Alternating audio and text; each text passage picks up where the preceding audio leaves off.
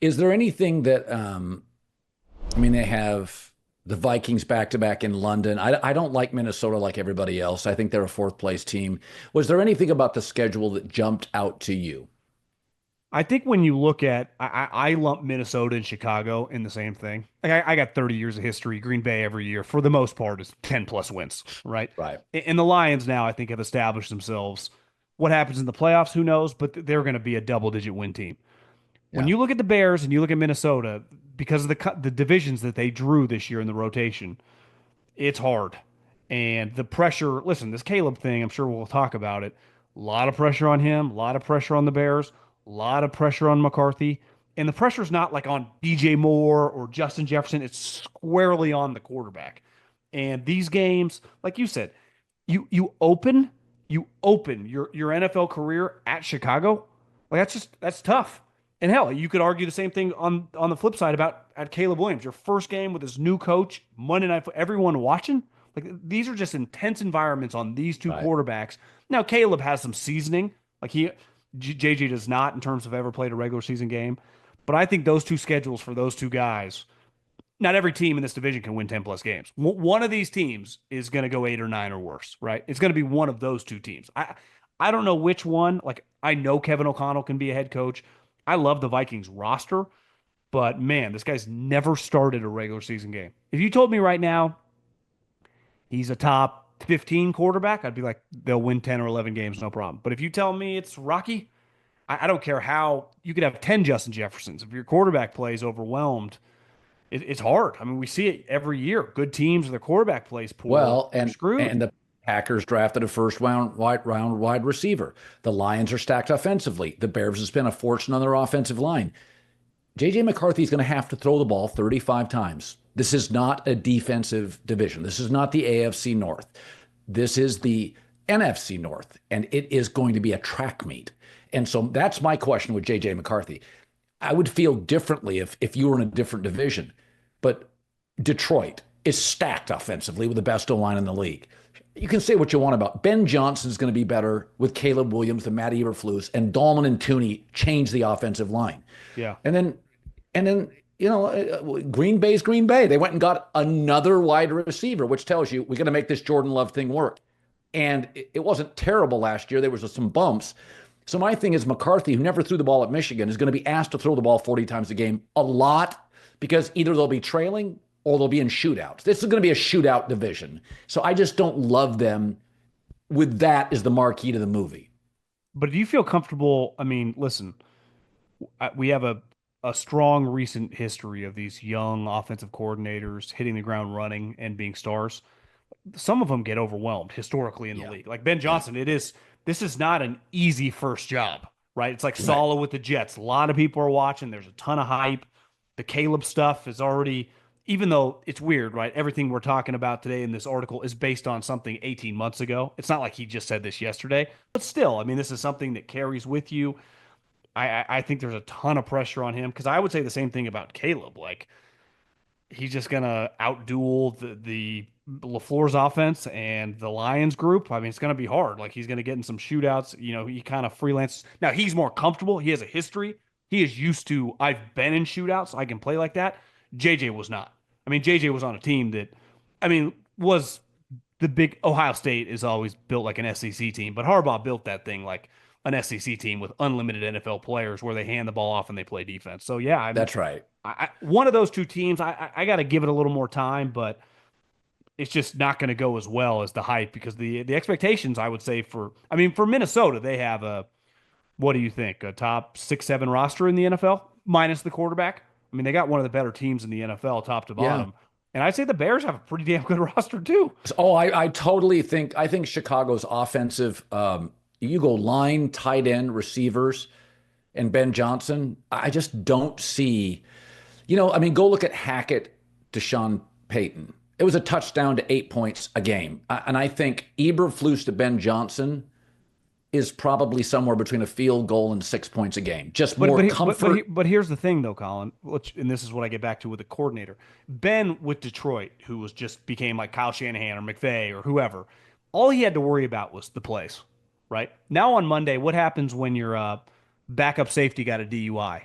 On Tuesday, hey, this guy turns out he shattered his ankle. Like you have all this other stuff coming. You can't just sit there and scheme plays nonstop, especially as a first time head coach. And then when the game's going on, you got to manage the clock. You got a lot going on for the first time ever. It's just a tougher transition. And that's where Kevin O'Connell, to me, has a big advantage. He is used to just being the play caller slash the boss. Like there is a learning. If you told me, hey, John, you not only need to get all the content and record a podcast, we now need you to run the sales and the graphics and do some cuts. You need to do like there'd be a curve for a couple months of me figuring out how to manage everything, right? So I'm always just hesitant when it comes to guys first time head coaches. Like think how much easier Pete Carroll. He's sitting in that desk. He's very comfortable in telling who what to do when. Like he's just done it before. So that's the only thing. And I'm not anti Ben Johnson. I mean, what he did the last couple of years was awesome.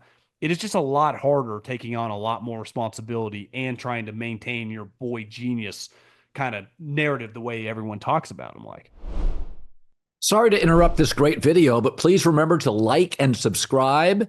Thank you. Now back to the video. You know, the Caleb thing is funny. So I went on Chicago radio a year ago before the draft. And I don't do a lot of local radio shows because I don't know who the people are. And, you know, you can get burned. But I knew I was going to move to Chicago. So I go on the Chicago radio station. I forget which one. And I say, you know, I'm being told that it's Caleb Williams would ideally, his dad would not want him to go to Chicago.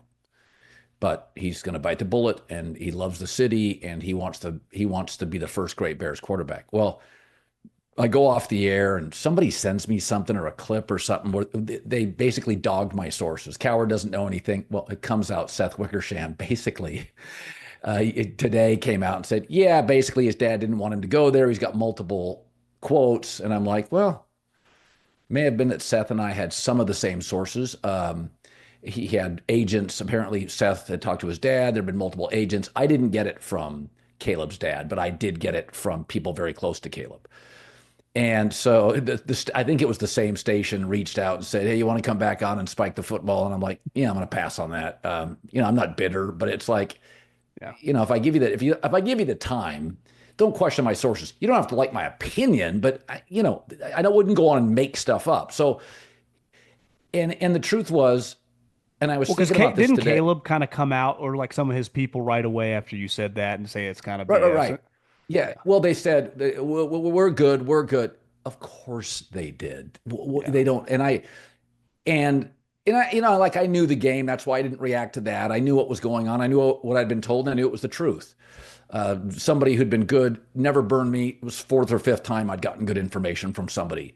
But the point was, I didn't blame him. I said, yeah, if my son was a quarterback, I wouldn't want him to play for the Bears. They've never had a 4,000-yard passer. That's literally impossible.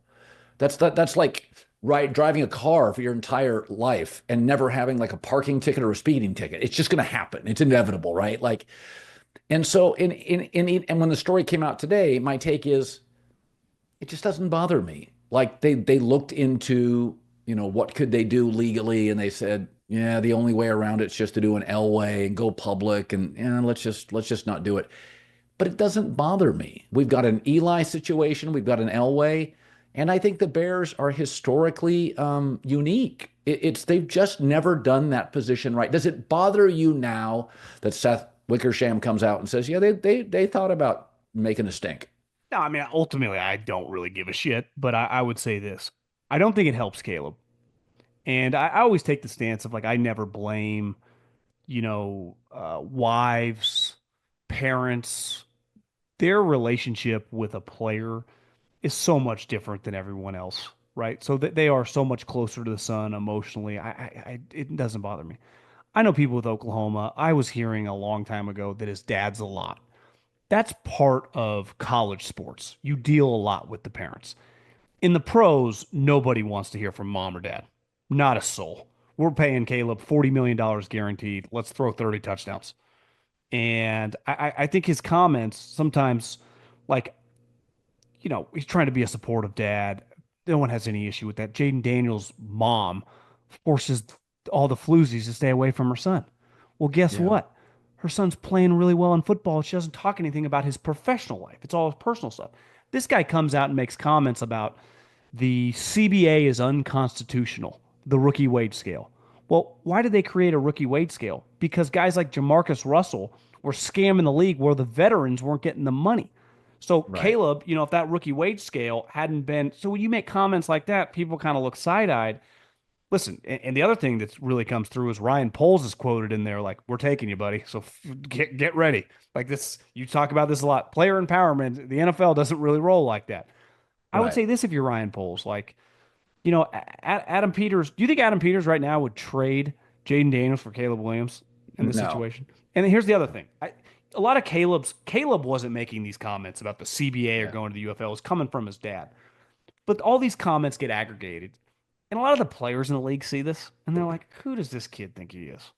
And I Right. just think it adds pressure. And again, I would be more worked up if these comments came last week or 2 weeks ago. This was last January, February, before he got into the NFL. But I'm sorry, it just does not help his situation. It adds pressure. It just adds a lot of craziness to the situation. New coach, and they get to start fresh. But I just think that like we just need to calm down and just win some games and throw some touchdowns before you start. Remember last year the equity talk? We want in on the franchise. You're going to go to the UFL and sit out a year. Like, give me a break, And look, again, this is his dad. Not it's Caleb's not saying I'm going to the UFL. And at the end of the day, all these comments didn't come true. He went to the Bears. And what they were not wrong about the coaching staff. I mean, that was a disaster, which we all knew coming in. But I think sometimes with a very aggressive parent like this, and I haven't seen a quote from Caleb's dad since he got in the league, you got to be careful about saying some of this stuff because your son has to cash those checks on the field.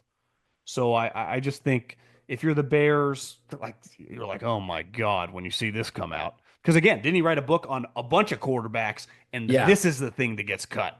And this is, the headlines going viral, getting sent around. I'm telling you, Adam Peters goes to bed like, God, my quarterback's just no issues, no problems. And it's just sometimes it's your family, but man, you just don't want to have to deal with any of this, especially when you're not making plays. I mean, it did not go well. Yeah. I think he's set up for success now. I mean, we were talking about it in the show today. Tua and Jared Goff had bad first years and bad relationships with coaches, or at least coaches that didn't get them. I do think there's more good offensive coaching than ever before in the league. And your second or third team, Geno Smith, Sam Darnold, Baker Mayfield. Baker got Liam Cohen and McVay after Freddie Kitchens. Like it does sometimes take a while. It used to be if your first place didn't work, there just weren't that many great offensive coaches in the league, and they weren't leaving places where they were located. Now, guys, it's a much more mobile society. There's good offensive coaches. If you have one or two good years at a place, you're a head coach if you're an offensive coach. So you can Yeah. actually have a hiccup in your first stop and maybe your second and maybe get a third shot. So I think that bodes well for Caleb. Like a Jared Goff, I didn't think he stood a chance last year. I think it's much more set up to succeed.